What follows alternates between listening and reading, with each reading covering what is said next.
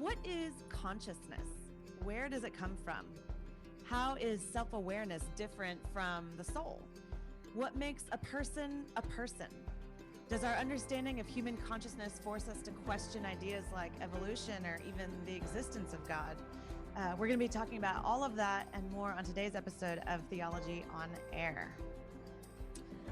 Well, welcome back to Theology on Air. I am Sarah Stone. I'm the Outreach Director for Young Adults at MDPC and joined almost as usual by my co-producer here, Evan McClanahan, senior pastor at First Lutheran in Midtown, Houston. And we're joined today by a very special guest, Josh Rasmussen, who is a professor of philosophy at Azusa Pacific University. He specializes in analytic metaphysics. Woo, I'm already confused. And he's the author of 5 books, including his most recent, How Reason Can Lead to God. And we're going to be picking his brain today about personhood and the mind and consciousness and all that crazy abstract stuff. But before we get into that, let me just say a couple things. Theology on Tap is online now, so you can check out our website, www. I don't know why I say that. Nobody puts that in anymore. HoustonTOT.com. You didn't include HTTPS //. Yeah, okay. So no, HoustonTOT.com. Check that out. And if you're listening to us on the podcast, rate us and review us, but only if it's a good review, because we don't want the bad ones. No, we don't. We don't want haters. Okay. So Theology on Tap, as many of you know, is this idea where a bunch of young adults in Houston get together for craft beer and talk about interesting things. And then here on the podcast, we get to dig in even further. So I think that's all of our preliminary stuff. Josh, why don't you start us off by just telling us a little bit about you, like your own story, your story of faith, and then maybe how you became interested in such big, like kind of esoteric ideas. Yeah, thank you. Well, it's great to be with you. Yeah. So, I have lots of stories. There's not just this one defining story, but I was thinking that I am me, a person, but what makes me unique, right? I don't know. I'm married to Rachel Rasmussen, who happens to be the most beautiful woman on the earth, objectively. So I guess that makes me unique in that respect. I'm passionate about understanding the foundations. And I think that for me, I just discovered that there was this thing called philosophy sometime in college. I was just discovering books and websites. The internet came out early in my college days, and I discovered there was this thing called philosophy, and I realized this is something that I've always been interested in. I've always wanted to know. One of my earliest memories was trying to figure out how far the numbers go and the nature of infinity. Like I remember asking my dad, I was like, Dad, is God infinite? And my dad said, yes. And I said, are the numbers, is there a highest number? He said, no, they're infinite. So they're both infinite. I said, well, Dad, does that mean the numbers are as big as God? Oh. And he said, I still remember this. My dad said, no, that God is bigger. He's bigger than the numbers. And that was confusing to me because it seemed like, well, if they're both infinite, they're the same size. So I was kind of, I honestly, I remember in 2nd grade wondering how I knew that my classmates were real. And not just imaginary images. You were in 2nd grade and you were doing like the Cartesian demon kind of thing. I was really wondering about, it's not like I was worried about it. Okay. Well, let me make sure that's clear. I wasn't worried about it, but I was wondering about it. I was like wondering, how do I know? So I didn't know there was this thing. When you look back in your yearbook, are there like people missing? Like, oh my gosh. Maybe you imagined them or something? Yeah. It's the Mandela effect or something. Okay. So they were real. They really were real. Just to be clear. Probably. Yeah. Okay. All right. Probably. Go ahead. Yeah, I'm sorry. I can't be certain, but probably. So that's a little bit about me. What sort of got me into maybe the story that got me kind of more into professional philosophy is just discovering that there is this thing called professional philosophy. And I, late high school, my worldview sort of fell apart through conversation with others and reflection. And I realized I couldn't just inherit the worldview of my parents or my community, because I realized there were other parents in other communities that had a different worldview. And it seemed sort of arrogant to think that, oh, my parents, they got it right and other parents didn't. Yeah. So I sort of had to start over and kind of think about, okay, what's really true?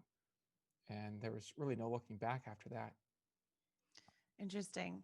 So it's just as of late that you've been fascinated by philosophy for a long time, but just lately you're working on a new book, I guess, about consciousness and the mind, personhood. Yeah, How did that come about? persons. So, well, my publisher asked me if the publisher of How Reason Can Lead to God asked me if I was interested in doing another book. Mhm. Maybe it's too early to talk about this. I haven't gotten this approved yet. So, um, You but heard it here I'm first on Theology on Air. Breaking news. Exclusive. Need exclusive. that breaking news like That's right. sound effect. Did You it, know? did it.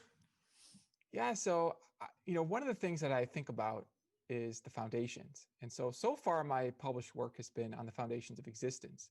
Mhm. But I'm inclined to think that persons are also foundational to existence as well.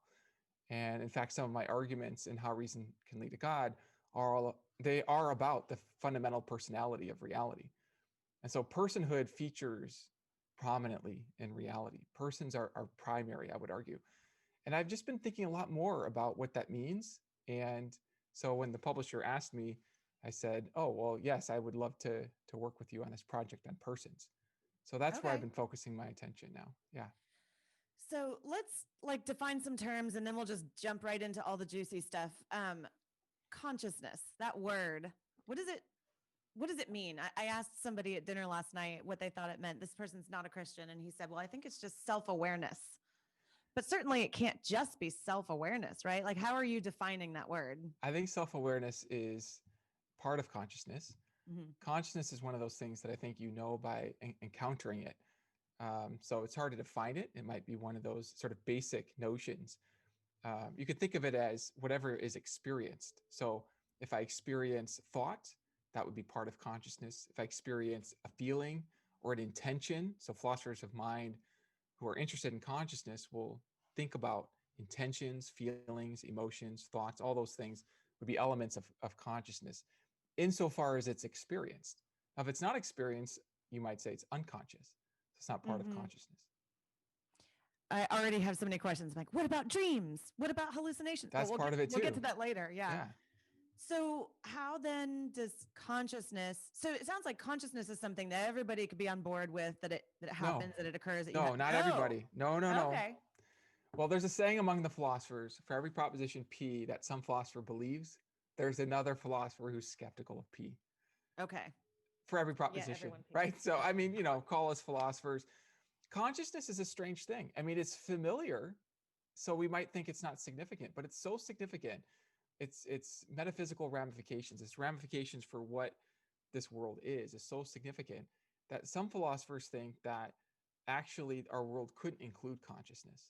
And there are Could. arguments for what's called eliminativism. Okay. What you do is you eliminate consciousness. You treat beings as entirely analyzable, ultimately in terms of non-conscious material states. This is sometimes called eliminativist materialism.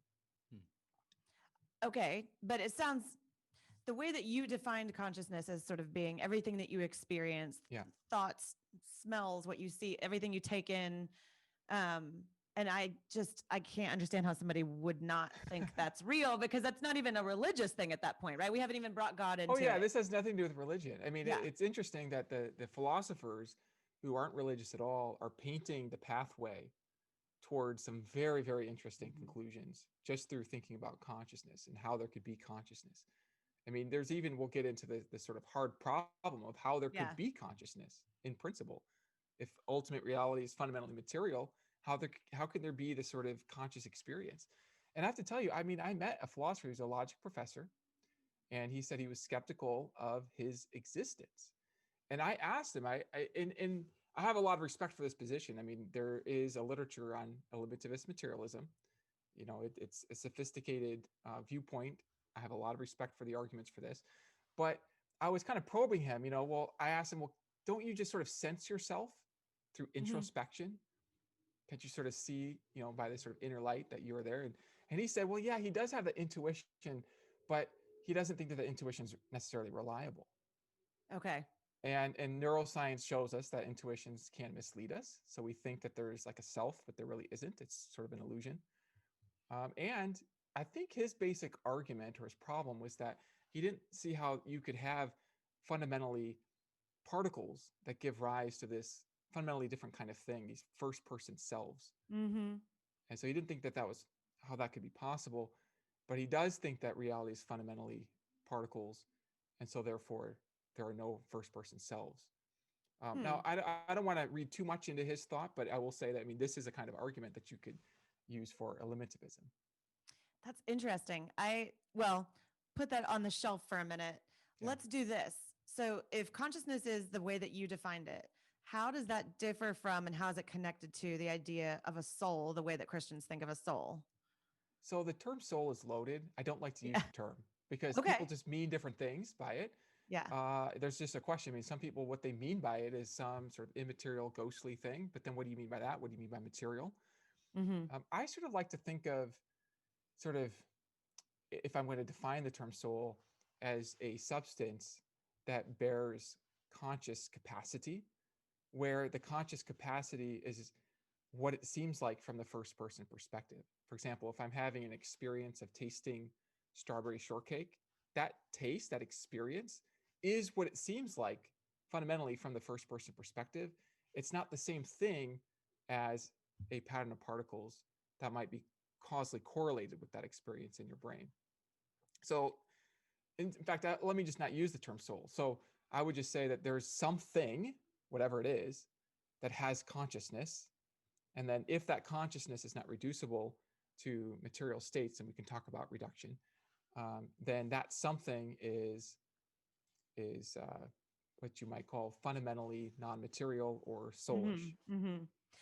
That's actually really helpful to me because you're right. People mean different things by the soul, but there is this kind of distinction between, I guess, tell me if I'm using these terms correctly, but kind of an ontological naturalism and something that transcends or goes beyond the natural. And if it goes beyond the natural, regardless of what you call it, then you have to ask some bigger questions, right? Yeah, yeah. That get to things like, is there a God? And is evolution the cause of these things or something else? And anyway, okay. Yeah, well, and again, it depends on what you mean by natural.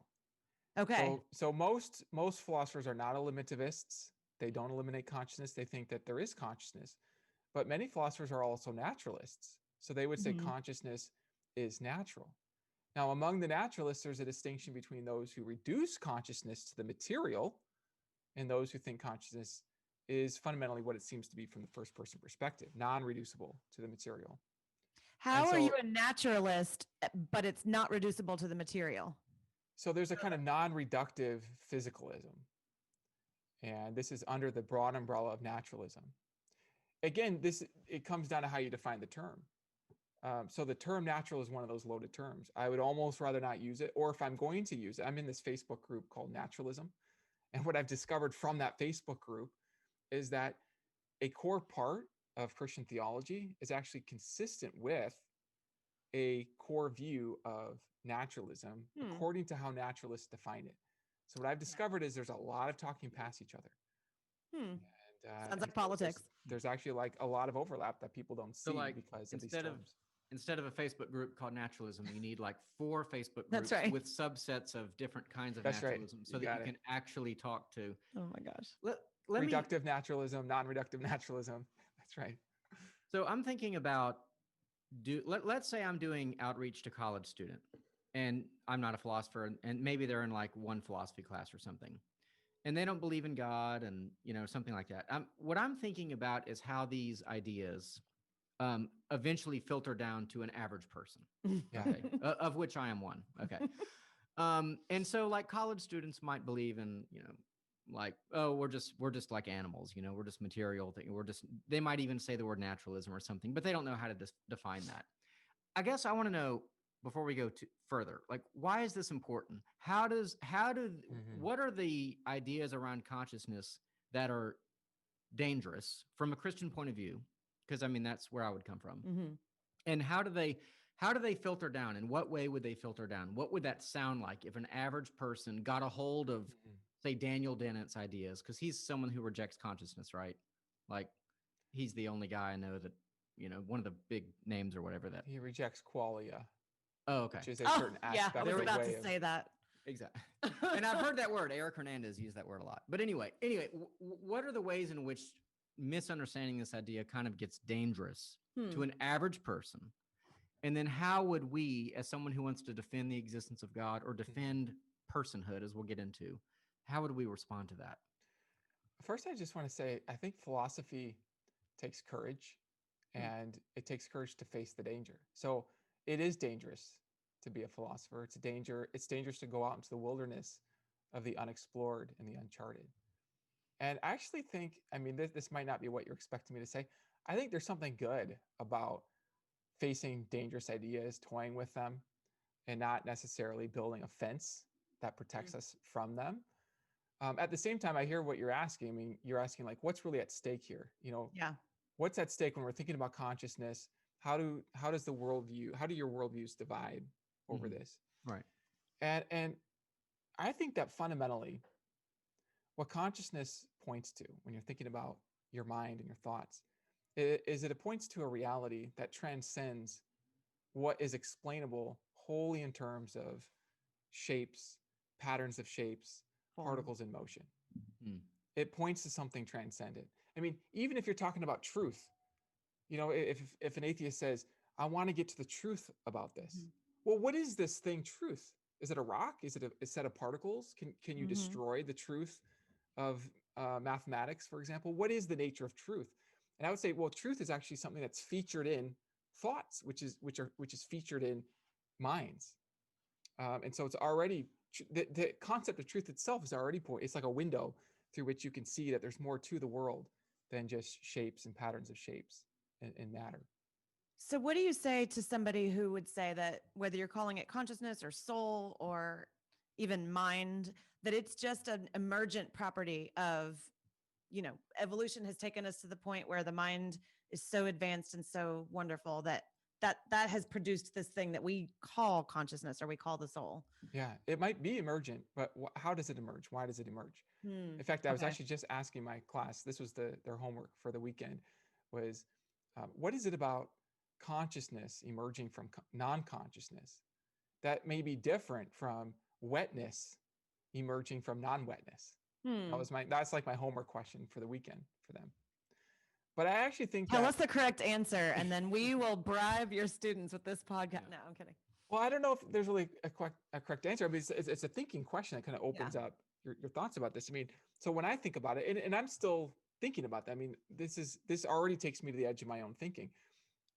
This is an open question for me how all these things work. But when I think about what wetness is fundamentally, it seems like wetness is already something that's experienced in consciousness. It's like wetness already presupposes an Yeah. element of consciousness. And I'm still wondering how there could be any kind of experiencer in the first place. It's not that I think that fundamental reality is wet. Okay, it's not that. But Right. my thought is that is if fundamental reality has some sort of conscious producing powers, Mm-hmm. then that could allow reality to unfold to produce beings like us. Mm-hmm. If reality doesn't have consciousness producing powers, then I don't see how there could be beings like us. So the whole question is, how can reality have consciousness producing powers? How is emergence even possible? How can Mm-hmm. people be produced in the first place? I sometimes like to distinguish between a prediction problem and a construction problem. Hmm. So the prediction problem is it's the problem of figuring out a worldview that would successfully predict consciousness. All right. So if you have a foundational mind, it seems to me that that would provide predictive resources to make the emergence of consciousness not so improbable. So that's the kind of prediction. If instead you just have fundamental matter, you just have, let's say, particles, right?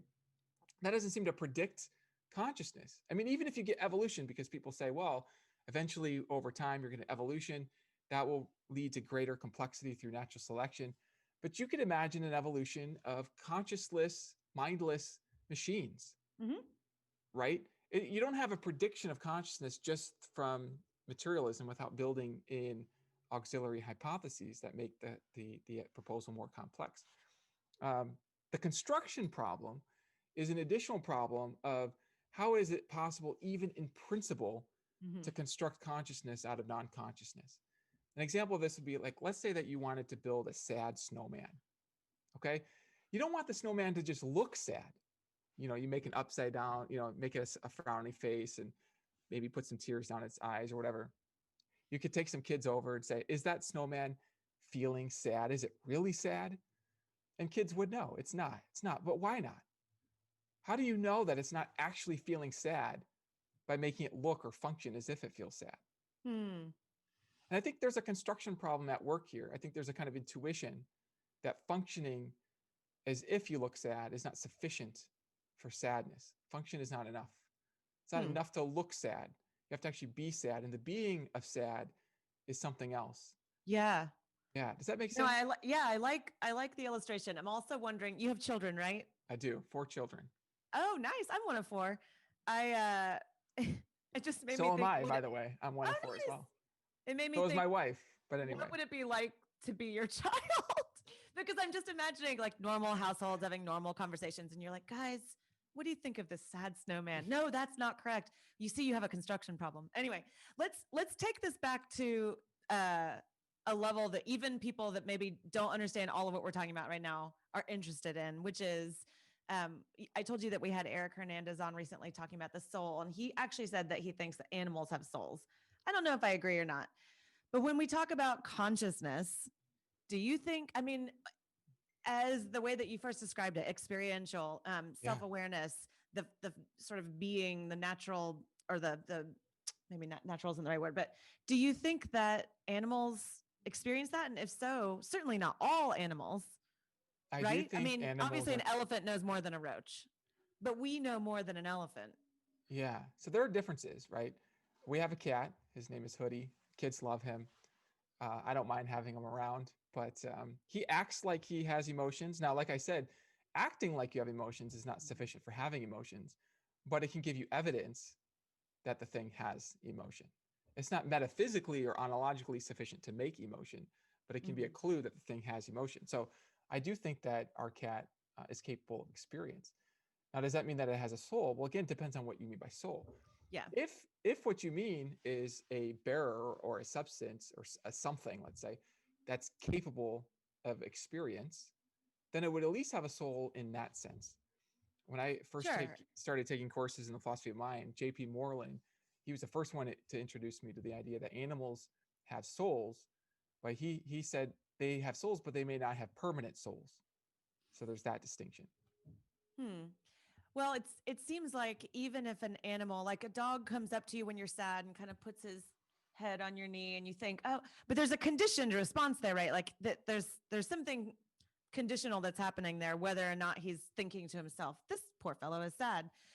But and if I make him happy, he'll give me a treat. That's right. But if humans, I feel like, are the only ones, at least as far as I know of, I haven't been talking to a lot of like dolphins lately, but that are actually sitting here having conversations about the soul. It's sort of this like meta conversation. We are wondering if we have consciousness.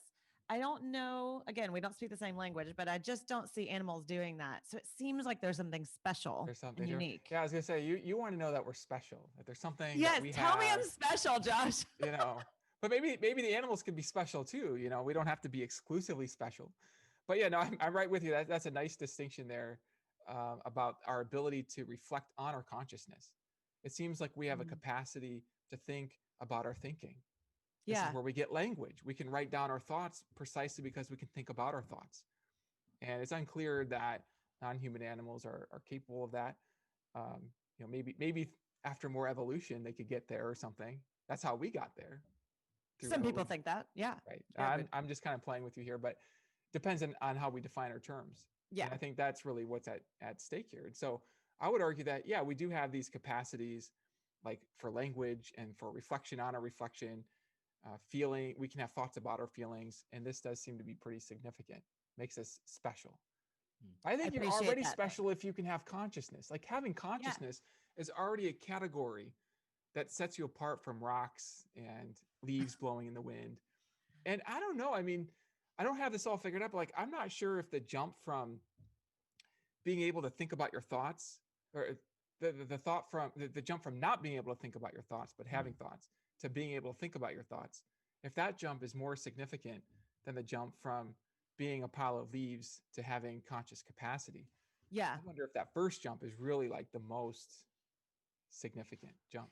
Yeah, I wanted you to tell me I was special, but then you were like, you're essentially more special than a pile of leaves or a rock. So we took a step backwards there. Anyway. All animals are special, but some animals are more special than others, or something. So I'm just an I think animal. Orwell said that. Yeah, you're way more special than a pile of leaves. That's what I'm trying to say. I really appreciate you coming on. Yes. Okay. That's going to increase the pay. I was thinking, you mentioned language. I was thinking of the way the animals do communicate. Like, a honeybee can like tell other bees through like weird dancing. Like 5 miles away, there's like, take a left and there's some flowers, and then you get some great nectar. It's really bizarre. So it's an amazing creation. We don't have to have all the answers, I guess, to That's a that. good point. Yeah. So in preparation for this, I listened to a few YouTube, recordings about consciousness and the soul and personhood. And one thing that came up in every single one of them was this thing that philosophers call the hard problem of consciousness. Tell us a little bit about that. I mean, we've already kind of been talking about it, I think, if I understand correctly. Yeah. I mean, you can sort of think of it as the problem of like, why is it that a rock isn't conscious, but then if you organize matter in a different way, it is conscious? Like how can just mere changes in organization of matter result in this sort of deep difference between having a first person sense of being, hi, I'm real, and not having that, right? And it's a deep problem. It's a hard problem because it's hard to see in principle how to solve it. Chalmers, a philosopher who coined this term, hard problem, not a theist philosopher, he would be a naturalist. And he describes this problem as something that can't be solved in principle by empirical science. It's not just a matter of figuring out which physical things are connected with which conscious states. It's the deeper problem of understanding how there can be a connection in the first place. How is it that an axon firing can be correlated with the feeling of happiness? Yeah. That's the deeper problem. So to answer the hard problem, unless you're going to give the typical Sunday school answer, which I'm happy to do, which is to say God did it, right?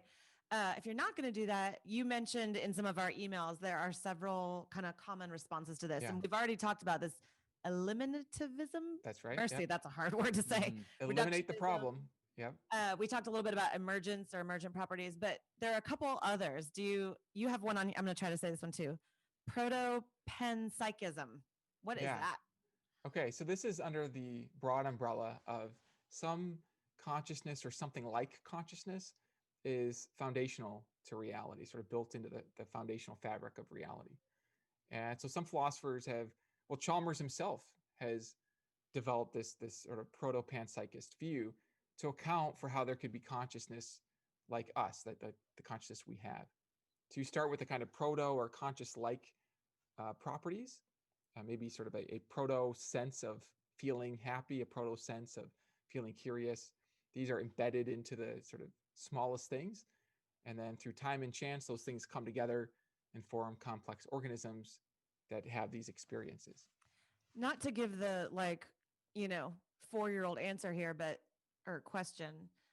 You say built into or put in place, but like by who? Well, okay. Or I mean, right. So I'm using anthropomorphic language, right? But it's by accident would be one idea. On purpose would be another. So actually, this kind of proto-panpsychism, I think, kind of opens up the door to what explains even the proto-conscious states. So that's the right question, I think, to ask. It's like, where do those proto-conscious states come from originally? What sort of explains them? Seems like my Sunday school answer is going strong here. Well, so I mean, at some level, I mean, so here's a objection to the Sunday school answer, right? So if I were in your Sunday school class, I would be let's hope that never happens. the pesky student asking questions, like I did when I was in Sunday school. Not that I'm not in Sunday school now, but they don't really have it at my church. So anyway, he's in California. If they did, I would keep bugging them with questions. But so let's say that God is sort of the locus of consciousness, right? But we can still ask, well, where did God get his consciousness from? We're relocating the hard problem to God's consciousness. Like, what kicks off God's consciousness? And if you say nothing, God just automatically conscious without any cause, then the naturalist could just say the same thing about nature. Nature just has basic consciousness without any. But don't we already do that when we're not talking about consciousness? We do that when we're talking about like the cosmological argument or something else, like the existence of God. We don't say, well, then who caused God to exist? That's the whole point, is that he's the uncaused cause. Can we not say that about consciousness? Is that like breaking some philosophical rule to say? Well, I mean, this is the response to the cosmological argument, which is that, look, you religious person who wants to believe in God, posit your uncaused thing. You have no problem with that. So I'm going to posit my uncaused thing. Okay. So we've got symmetry. Gotcha. Now, I think that you're pointing us in the right direction, which is there a way to break that symmetry? Is there something about God that would explain why God could be uncaused that the material world wouldn't have? And similarly, is there something about God that would explain how God could be conscious and uncaused in God's consciousness that material things would lack? Give us the answer then. What is it? Okay, so the answer, I mean, I like to give questions for people to think about, right? Because that's what leads to the insight. But so in my book, How Reason Can Lead to God, I use this question actually as a device to lead us to what I think is a relevant difference between the cause and the uncaused. And the most fundamental relevant difference that I argue for is perfection. Mm-hmm. So I think anything less than perfect would have some kind of fundamental limit that calls for further explanation, whereas a fundamentally perfect thing wouldn't have that. And then from perfection, I think we can get the predictions. We can get perfect knowledge, perfect power, perfect goodness. And perfect knowledge then would imply, I think, at least the conscious capacities. I almost said that earlier because I heard you say it in a YouTube video earlier, but I didn't want to like be that student that's like, oh, I cheated and I know the answer. So, okay, well, you mentioned something just then that brings me to another question. You said something about perfect goodness. Yeah. So I think sometimes when people talk about consciousness, there's a pretty close relationship between consciousness and morality, right? Consciousness and conscience. And the guy that I was talking to last night even said something about a sense of right and wrong, maybe is another thing that sort of distinguishes us from I don't know, roaches. I keep going back to roaches because they're just so terrible. They don't have any sense of right or wrong. They just do wrong things all the time. Or they have a sense of it and they enjoy doing wrong. So it makes them like demons or something. They're wicked. They're evil. So, but maybe talk a little bit about that, like your thoughts on the connection between exploring consciousness and morality. Is that too broad a question? No, I get the question. It's a good one because it's about the different kinds of consciousness. It's not just that we have consciousness in general. It's that we have very specific types of consciousness that those types also call for explanation. Like we have this capacity to sense that something's going wrong. That's interesting. That's really, I mean, just like ponder that. Like you can imagine an evolution that leads to conscious beings that feel cold and hot, but never have a sense about purpose or a path of righteousness or something. There's no sense like that. Why is there a sense that's so specifically about good and bad? That's a kind of striking feature of consciousness. We have somebody on Facebook that said a dog knows when they do something wrong sometimes. And I was getting ready to comment back, do they? Or is that a conditioned response? Like a dog. It really sounds like you have this belief, this limit. I want to say a limit. I'm just playing with you here. You've got a limiting belief that in order for you to be special, you have to be distinguished from the non-human animals. I already know I am distinguished from a non-human animal. That's the Bible tells me so, Josh. Good grief. I can't write back to these people in real time. I'm reminded of a story though about a guy who tried to potty train his dog. And so every time his dog would go in the house, he would go take his dog and stick his nose in it. You know, like, you bad dog, look what you did. And so the next time the dog did that in the house, the dog ran over to it and stuck his nose in it. You know, like, this is no punishment to me, you know. So he didn't mind the smell of his own poo. So all he was teaching him to do was to go smell his own stuff. So I'm sure there's a sermon illustration. That's a wonderful story. Thank you. Yeah. Well, the point is, like, you can, the dog knew that it had done something wrong to some degree because it responded to its training, but did it actually like feel a certain way? Did it actually know the difference between right and wrong? Or have regret or guilt or It seems different. Yeah. I mean, within the moral landscape, there are these distinctions, even if it could have some sense of positive versus negative. That's different from these sort of higher ordered moral concepts that we have. I want to take us a little bit of a different direction. I'm trying to squeeze in a lot of stuff that people have asked me to ask you. But this one, several of my friends and family have suggested that I take shrooms, partly because they think it'll be very funny because I've never taken any drugs. Like I'm one of those goody goodies that like I never even smoked a cigarette. So I think they just think they'd be hilarious to watch me on something. But apparently shrooms are supposed to sort of access the part of the brain that's like the faith part of the brain. I'm putting that in quotes for those listening on the podcast, the quote faith part of the brain. So I'm curious about your thoughts about psychedelics and maybe even like microdosing. That's kind of a new and big thing, and how that might help us understand our personhood. Is that something you've thought about? I think the safest answer would be to say I really just don't know. I haven't had those experiences, so I can't speak to them. I do think that it's sort of interesting. There's this whole sort of research into out of body experiences and near death Mhm. experiences where there's a sort of question about whether you can even sort of study this scientifically and mechanically. Like there are Mhm. things that you do to the brain and then you pop out of the body, and then you could maybe like test what's going on there. But yeah, these are definitely at the edges of my own thinking, and I don't have that experience, so I can't really Yeah. speak from experience. It's funny you mentioned that because somebody else asked something like there are cases where people are essentially dead and then they sort of come back and they can tell you things that happened like in the room when their Yeah, brain was sort or of in other rooms, offline. or in other places in the city. I've read Oh, of these as geez. well. That's not creepy at all. Yeah, no, Gary Habermas uses a lot of those stories Huh. to kind of take one step Mhm. towards the possibility of resurrection. I don't know that I like that argument per se, but he does pull up a lot of Well, in the real world philosophy of examples. mind, you don't even need to think that those are veridical.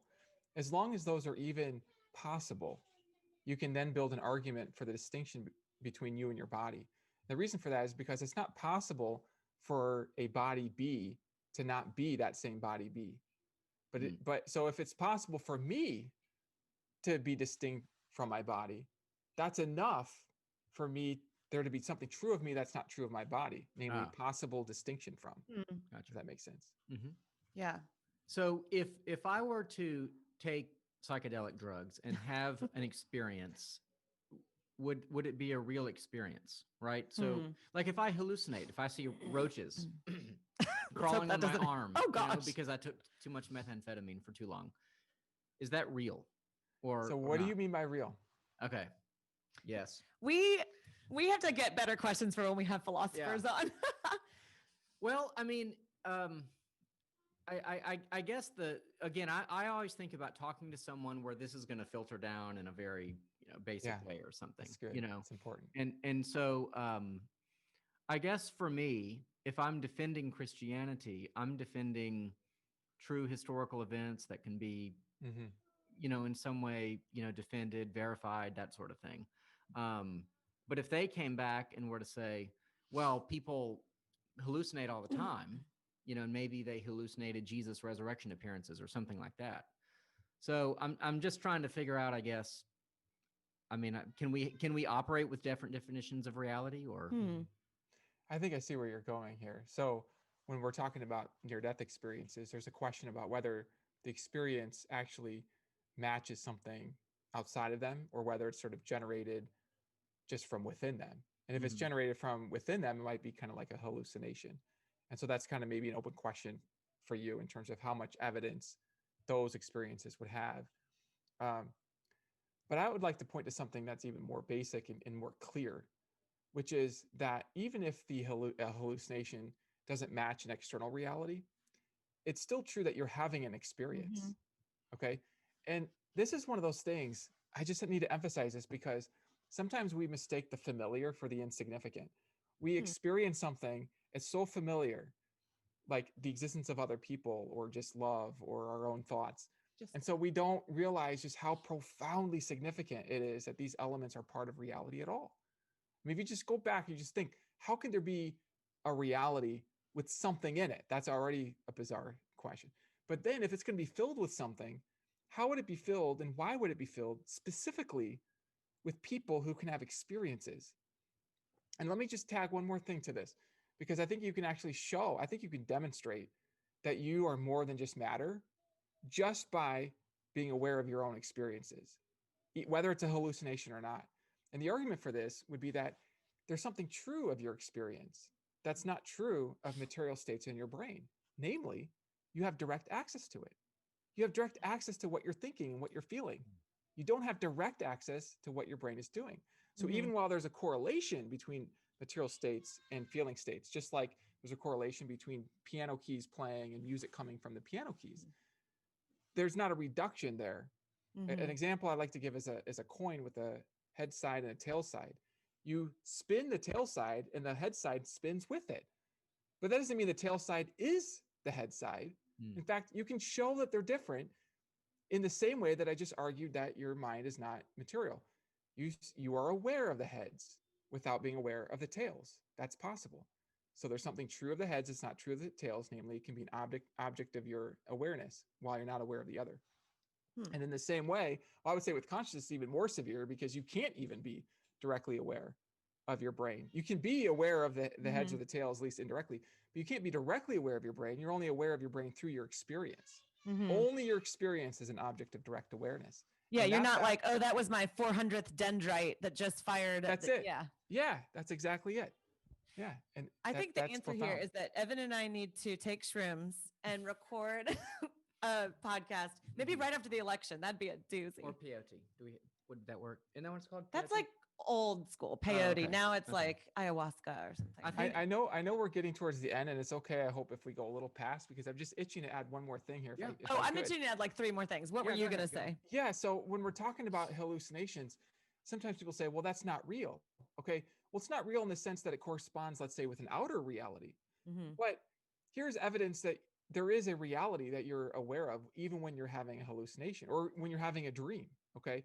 Is that you can actually focus on different parts of your experience and distinguish them from one another. Like I could have a dream of a red wall next to a blue wall, and I can distinguish the red side from the blue side within my own experience. Now, it's not that there's really a red wall or a blue wall, but there's an experience of red, an experience of blue. And if those were nothing, then you couldn't distinguish them. But you can distinguish them, so they're not nothing. There's something there that you are aware of. Yeah. I have been trying lucid dreaming lately. That's been fun. Another conversation for another day. While we're talking about kind of alternative consciousness, whether it's because of drugs or because you're dreaming, I'm curious about this. We've been having a few conversations here and there about like Christian mysticism, some of Richard Rohr's teachings. Some of us like him, some of us do not like him. But there's I kind like of this. him. You do. Does that mean I just alienated myself? Well, remember I told you you're never going to offend everybody on our leadership. Did I offend you? No, go ahead. So this idea of contemplative prayer, I've heard some people say, or at least some Christian mystics, I guess, that it allows kind of an alternate state of consciousness, which seems a little bit strange to me. I mean, I don't know how much you know about the idea of contemplative prayer. I don't mean contemplative prayer just like, I'm contemplating something. That's nice. But that there's kind of this goal of achieving a different state of consciousness. Is that something you think can happen through prayer? This is not something I've really looked into. So, I mean, I would turn it around and ask you, what do you think? No. Is that another Well, limiting it's a good principle? thing I didn't say yes on that question. Yeah, I mean, I don't know. And I don't even know how I would define an alternate state of consciousness, because everything we've talked about has just been about like sort of it's real because it's your experience of it. So what would be an alternate of that? It's still going to be me experiencing it. So yeah, good point. Yeah. I would just say it's unnecessary. Yeah. Because God has sufficiently revealed himself in the word. And so but I'm a Lutheran, so we have a strong, as do Presbyterians, of course, strong love for the word and God's revolution. And I think that when people start seeking external or alternative revelation from God, they can open doors that ought not to be opened. And how would you distinguish if it's really from God anyway? What would your standard be? You're back to scripture. So why do it anyway? So, yeah. Yeah, I got you. That makes sense. But I know that there have been mystics through the ages that we, read and appreciate. And can I go back and ask a question? Okay. I don't know how exactly related this is to consciousness, but we kind of flirted with this a few minutes ago. And I'm going to try to do my very best to answer this directly. We were talking about like how, like in the cosmological argument, we talked about God, right? And we kind of say, well, God never began to exist. He just exists by definition. And then an unbeliever can say, well, nature just exists. So you have the competing claims. And in essence, each side could claim that the other is being circular in their reasoning, Yeah. But aren't there differences in those two circles? In other words, can't nature really not account for itself, but God really can, right? So in essence, isn't when we're talking about the very edges of of life itself, of existence itself, you're going to have a circular reasoning. It's inescapable. Now, within small arguments, circular reasoning is bad. But when you're talking about the very, very fundamentals of existence, you can't avoid circular reasoning.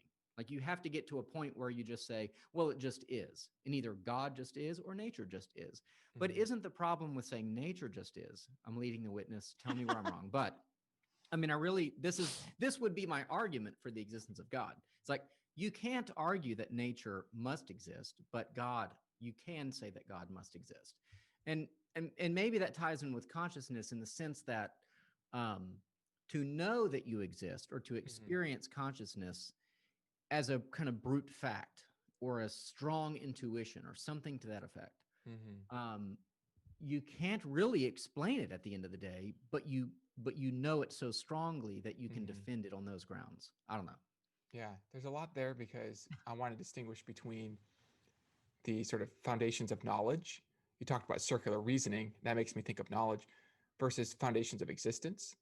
Mm, And so I think what you're saying applies to both. My own view is that the foundation of existence is not circular, it's just Mm. foundational. okay. But I think that God provides a better foundation than matter. I think matter has arbitrary complexities and limitations that call for further explanation, whereas God doesn't have those. He's just perfect.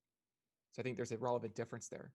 Mm, With respect to knowledge, I was thinking back actually about if you were my kid, how I would engage the kids. One of my kids, he's 11 now. He asked me a question. He said, "Dad, I've been thinking of you know how you ask me questions, Dad, that I can't answer. I've been thinking of a question that you can't answer." Oh, I love it. And yeah, it was great. And his question was, how can there be knowledge? How can there be knowledge? And it was basically really getting to the very issue of how can knowledge get started? Does it start in a circular way? Your Uh, 11-year-old asked you this? well, he asked me because he didn't know the answer, right? Like he thought Oh, maybe he I would got to stump me get on this. working on my parenting. That's yeah. pretty deep for an 11-year-old. So he was trying to stump me there, and but my answer is ultimately that there is knowledge, that it's not that it's circular, it's just that it's not based on other knowledge. Okay. Um, it's basic knowledge. And so when it comes to thinking about God, I would want to just distinguish between the sort of foundations of knowledge versus the foundations of existence. And so it's a further question whether you could know God sort of prior to knowledge of anything else. I think that might Mhm. depend on the person, but I do think God is foundational to existence. And I asked one of our kind of TOT regulars. He's a mystic himself, and thinks about things pretty differently from the way I think about things. But I'm always intrigued by him. So I asked him if he had any questions for today. And one of the questions, well, we've been sort of dancing around this idea of like God's aseity, right? That he is self-existent. Um, Mm-hmm. and so when God calls himself I am, remember with Moses at the burning bush, this person's question is, does that mean that as we become more aware of our reality, that we find more union with God? Now, Mm-hmm. he might say, and I don't want to put words in his mouth, but I think in Christian mysticism, there may even be this idea that we become more God-like. And I'm Mm-hmm. not saying that. He might be saying that. I don't know. But do you think that we sort of, as we become more aware of our consciousness and explore these ideas, have a more closeness with God? I think we discover our similarities. Okay. So it's interesting. One of my friends, I haven't looked into this, but he said that the term for being in the image of God comes from Mm-hmm. the idea of being an icon of God. Hmm. So it's kind of like we're representing him in sort of this deep way. So as we discover ourselves, we're actually discovering more about the nature of the creator. Now there's limits to this because if we are created, then Right. we're not going to discover that we're uncreated in that sense. We are limited, not perfect. But yeah, I do think that discovering more of yourself, the nature of consciousness, does reveal more of the nature of, the way I like to put it in neutral terms, the foundation of existence. Whether you believe in God or not, I mean, it's like your existence is a clue into the fabric of fundamental existence, because Mm-hmm. fundamental existence, whatever it is, wherever you come from, has to somehow have the resources to produce people. And so when you discover the nature of people through reflection on thoughts, feelings, logic, what is logic? We just take it for granted. Logical relations, the desire for the good, all those things are produced by the fabric of the foundation. Somehow the foundation has those resources. So Mm-hmm. yeah, I do. And I think that for me, maybe as a philosopher, it even brings me into kind of worship of God, because Mm-hmm. I see that there's something in me. Even my access to principles of reason is an access to something that transcends me. Mm-hmm. because reason doesn't, like, the principles of the laws of logic don't depend on me thinking about them. They Right. transcend me. So it does bring me into kind of closeness to God, I think, in that way. Yeah. That's very cool. Maybe this is a quick question, but you started talking about people, and we've mentioned personhood, and I think that was one of the questions in there. But I'm curious. This is maybe getting into moral territory, but if you think about something like abortion, one of the arguments sort of in favor of it being sort of tolerated, I guess, is that, well, you're not, I mean, in fact, there are distinctions now between a human being and a person, right? I mean, it used to be that, well, it's not a human being, and now it's definitely a human being. We know it's a human being, et cetera. But now people say, well, personhood doesn't begin until such and such a time. And my argument is that whatever time you pick on that time frame is always going to be arbitrary, right? And I mean, it seems like people will say even like, well, until it's, sort of knows, I don't know, until it can live on its own. And I'm like, well, that's ridiculous. That's not until they're like 25, So especially these days with video gaming and all that. But I don't know. I'm just curious as to like, if you thought about or answered the question of like, when a small human being is somehow, can we know if they're aware of their existence, or if we define personhood by something like being aware of your existence, doesn't that pose a problem, Yeah. Yeah. So maybe define personhood. Yeah. Yes. So I tend to think that personhood is one of those basic notions. So that's sort of unhelpful. However, I do think a good criteria, perhaps a sufficient condition, would be having the capacity for awareness. Maybe we could add self-awareness, but it's a capacity. And so that capacity may not be actualized until you grow in size or have certain experiences. But as long as you have that capacity, as long as you're the kind of potential for it. Yes, as long as you're the kind of thing that could as long as you have the potential for it, okay, you're the kind of thing that has it. So the idea is like leaves don't even have the potential to be aware. There's nothing you could do to leaves to make them aware. I would argue, I'm really convinced of this, that a sperm and an egg, its geometric properties, if all that a sperm and an egg is material things characterized by its geometric and physical properties, there's nothing you could do to a sperm and egg. You couldn't put them into each other. You could do nothing to them to make it so that they're even possibly conscious. Nothing. So it's the wrong kind of thing. But if instead what goes on is that there's something within nature, maybe sperm and egg come together, that opens up a sort of opportunity for a person to be generated. Okay, then you have the kind of thing that is potentially aware. That's good. I like that. Which is why, because people will say that they'll say that a sperm is life and an egg is life, and because they're trying to undercut the argument that life begins at conception. They say, well, that's alive. Yeah. Well, broccoli is life. Yeah. Well, it's like, well, yeah, the sperm is alive, but it requires the egg to create this new person that, as you would say, that's very helpful, has the capacity eventually for consciousness. And so I agree. I mean, of course I agree that, I don't know how to put it in a fancy way. So I'm like, yeah, personhood is a brute factor. It's very basic, right? Foundational. He likes that word. Foundational. Yeah. Foundational, basic. But that's interesting. So that is very helpful to know, think about it in terms of capacities, because even a person could be 30 years old, but maybe have a mental, you go into a coma, right, are you no longer a person? Well, as long as there's the potential, and even if the potential can't be realized, given the environment or the circumstance or the damage, doesn't mean that you don't have that. That's really good. That's a good distinction. I like that. Okay. Since we're talking about persons, I think I would disappoint a lot of people if I didn't ask you about like robots and AI and all that kind of stuff. So when we did a Theology on Tap once on transhumanism, and the lady basically said transhumanism can be thought of as super longevity, super intelligence, super happiness. The first and the third don't apply to our conversation as much, but when it comes to super intelligence, so like the singularity or AI is taking over, or that kind of thing, I'm curious how some of your thoughts might inform, or some of the things that you've studied might inform your thoughts on whether that's possible. Or the AI is going to take over, Josh, is what I'm asking. Are you worried about that? I'm actually not worried about that, because even if it happens, you're still special. I just want to make sure you know that. You get me.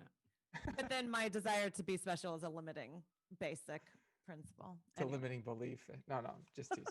So, okay. So first thing I would say, I don't think you can build conscious beings from unconscious machine parts.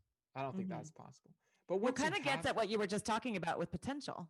that's Continue, right. sorry. Yeah. Well, yeah. So, and I don't think silicon even has the potential to Mhm. be conscious in and of itself. But I do think that once you have conscious beings, then material stuff can provide gateways or windows or whatever metaphor you want for consciousness to operate through or to flow through or to see through. And so I think that there are ways of altering our consciousness. I mean, look, if I wave my hand, I'm altering your visual field right now, your Mhm. conscious visual field. Okay, I'm changing something physical, my hand, the geometry of my hand, it's affecting your consciousness. So we already know that's possible. Hmm. And I don't know that there's really that anybody knows the limits to that. Maybe we could build machines that enhance our conscious experience. I mean, we already have machines that allow us to be better at chess working with those Yeah. machines, right? And so, I mean, those are all products of mind, of course. It's not like we have machine learning that is able to get going without a mind setting up the parameters for the machine learning Right. itself. Talk about emergent property. I mean, it's like emergent from us. That's it. Yeah, I do think that the emergence comes from mind ultimately. Yeah. Yeah. And my concern about all of that is that we are losing our sort of moral footing or foundations, and we'll be okay with the second best consciousness. I mean, just today, a friend of ours texted us an article about Mhm. a basically a fake. I don't even know how to describe it. Like a robot that is an Instagram influencer. Yeah. And has 400,000 followers. It's not a real person. It's like a robot with a wig, and it's a Japanese like girl, and the whole thing is fake. And it's like, well, who cares what a fake person? But it's like, actually, we've been following fake people, so we might as well follow fake robots. Kardashian. Anyway, Oh my gosh. oops, I probably shouldn't have said that. But anyway, no, I to get us off course. But yeah, it's that's my concern about, if we're not morally grounded, then fake comes along, and it's an acceptable substitute because we don't want the real thing. So I don't know. Yeah. Let me ask you one more question before we close out. Although I have plenty more I could ask you, but yeah, we're right around an hour. You have used this word, and I've heard a lot of people use it, mind, the word Yeah. mind, but you don't mean the human brain. So we've defined consciousness, we've defined personhood. Is mind the same as consciousness? So I'm using the term mind broader so that Mhm. it can include non-conscious conceptual things. So maybe you could have unconscious thoughts or beliefs that are buried in there, but they're part of your mind, or memories. Mhm. So I'm thinking of the mind is something broader that will include Okay. more elements. Okay. Yeah. Okay, I got it. So when we dream at night, I mean, some of the stuff that gets pulled up in dreams is not available to us in our conscious day-to-day lives. So I mean, and some of it's memory, but would that be all subsumed under mind? That's the mind providing that little picture for us, or scary Yeah, or story. maybe God's mind, maybe God's spirit is speaking to you in Ooh, dreams to nothing kind of basic about that. to fan Actually, into flames the mystics in the audience. I mean, just like the biblical writers, they were mystics, right? They heard from God's spirit, maybe sometimes in dreams. Mm-hmm. And Oh, maybe we people can in do the that Middle as East well. right now are hearing from God in dreams left and right. Mhm. Dreams and visions. Pretty cool. I was actually going to mention that earlier. That is a kind of category, the category of like vision. Yeah. That's apart from quote unquote like material reality, I guess. Mhm. But we as Bible believers were like, yeah, no, that's right. That's true. The Stairway to Heaven or whatever, not the Led Zeppelin song, but the Jacob's vision and all that. So Yeah. we think that's real. When I was talking with my Bible study girls the other night about meditation, the difference between Eastern meditation and kind of the Christian discipline of meditating on God's word or whatever. And, one of the big distinctions that people will make is that Eastern meditation is about emptying the mind, whereas typically Christian meditation is about focusing on God or scripture or an attribute of God or something like that. Right. And so all I could think is when I try to fall asleep at night, I try my hardest to empty my mind. But the way that I try to empty my mind is always focusing on, well, one, emptying my mind, or some little thing I've been taught about.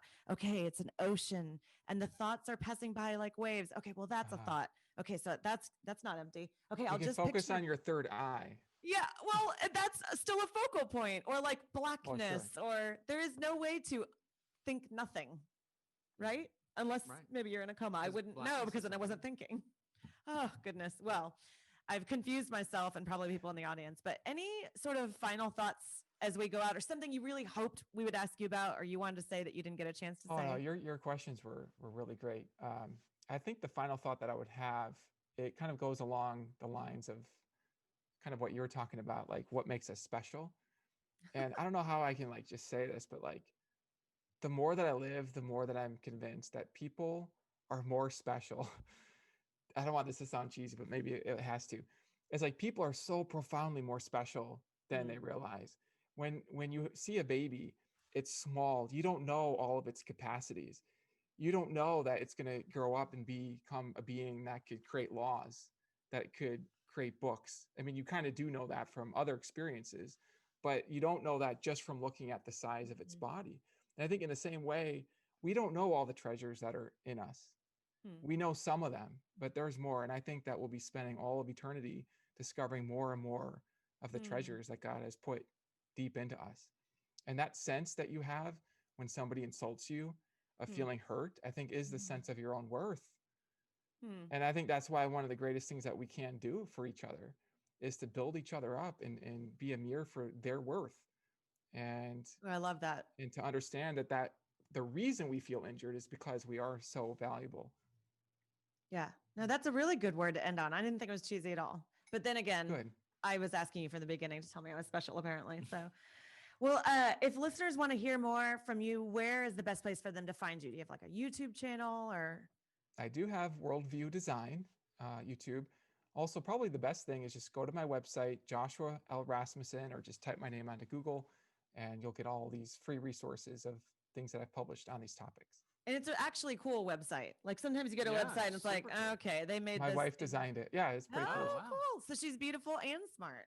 That's awesome. And yeah, creative, funny, and artist. Okay, we get it. Stop bragging. You did well. It's not about me. I'm not bragging about myself. It's true. That's true. Yeah. Okay. Well, he kind of is. He's of course, I did win her heart, so I succeeded in that thing.